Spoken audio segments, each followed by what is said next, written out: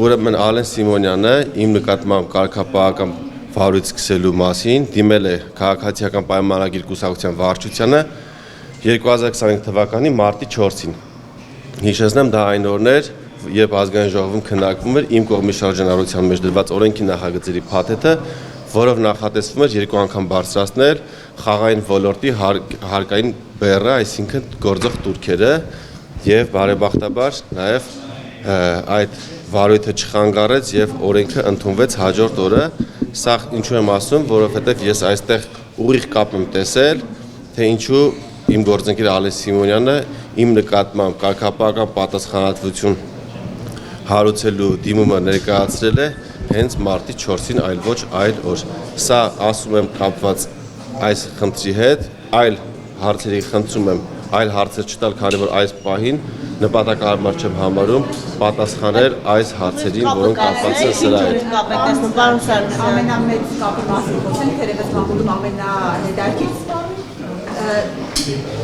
Կարող ենք եթե հարցում եք։ Խնդրեմ կարճ։ Այդ ուղիղ կապը հետաքրքիր է, թե ինչի մասին եք ասում, որ ասում եք Ալեն Սիմոնյանը ուղիղ կապ ունե։ Ես չասեցի Ալեն Սիմոնյանը ուղիղ կապ ունե, ես ասեցի, որ վարույթ հարուցելու օրը կապ ունեմ ես նախագծի քննարկման հետ, այսինքն այդ օրը մարտի 4-ին պետք է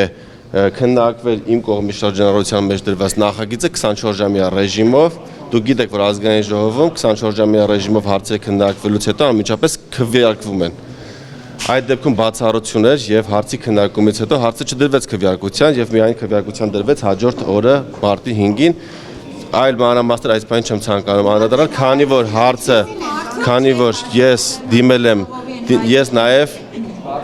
նաև այդ հարցի քննարկումից հետո, ինչպես հայտարարել է քաղաքացիական պայմանագիր կուսակցությունը իր հայտարարության մեջ, ապրիլին դիմել եմ Ալեն Սիմոնյանին կարգապահական պատասխանատվության ենթարկելու հարցով, այդ ճանճին խնդրում եմ Թարեկ։ Այո։ Եվ հարցը չի քվեարկվել եւ հարցը չի քննարկվել մինչեւ սեպտեմբեր ամիսը եւ քննարկվելու միայն սեպտեմբերին եւ նաեւ անդրադառնամ այդ կետին կուսակցության հաղորդագրության մեջ տարածված է նման միտք, որ Հայկ Սարգսյանը 2 անգամ հրավիրվել է, սակայն չի ներկայացել իր դիմաց դիմումի քննության համար, ասեմ, որ դա այդպես չէ, ես մեր կուսակցությանը խնդրել եմ, որպեսզի այդ մասը խմբագրեն, քանի որ ինձ որևէ մեկը չի հրավիրել, անգամ ասեմ ավելին, ես եմ դիմել մեր կուսակցականներին, որպեսզի հարցը ես արդեն ասեցի այն ինչ որ ասեցի, այսինքն ինձ որևէ մեկը չի հրավիրել, ես խնդրել եմ մեր կուսակցությանը, որպեսզի խմբագրեն այդ հատվածը, քանի որ որպեսզի նման տպավորություն չստեղծվի, թե ինչու է Հայկ Սարգսյանը դիմել եւ չի ցանկանում մասնակցել իր դիմումի քննարկմանը։ Ցավոք, այս պահին ես տեղեկություն չունեմ, ոնց որ ոչ։ Ուրիշ հարցեր խնդրում եմ։ Ալեն Սիմոնյանին հաջողվի ձեզ հեռացնեն կուսակցությունից։ Չեմ ցանկանում այդ հարցերին անդրադառնալ, անհեթեթություն է դա, չեմ պատկերացնում ես նման ընդհանրապես բան։ Չարեք, այս թեման վերջացնենք նոր էլի։ Այս թեման վերջացեցին, խնդրում եմ էլի։ Եթե լրացուցիչ բաներ կարիք կլինի կուսակցությունը կամ ես դրա մասին հանդես կգամ։ Ինչ վերաբերվում է կներեք, անդրադառնամ մյուս շատ տրվող հարցերին,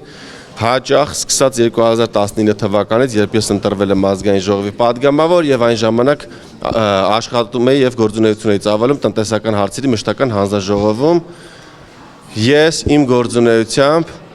խանգարել եմ մի շարք գործունեության տեսակներին, որոնց մեջ առաջին թվում դա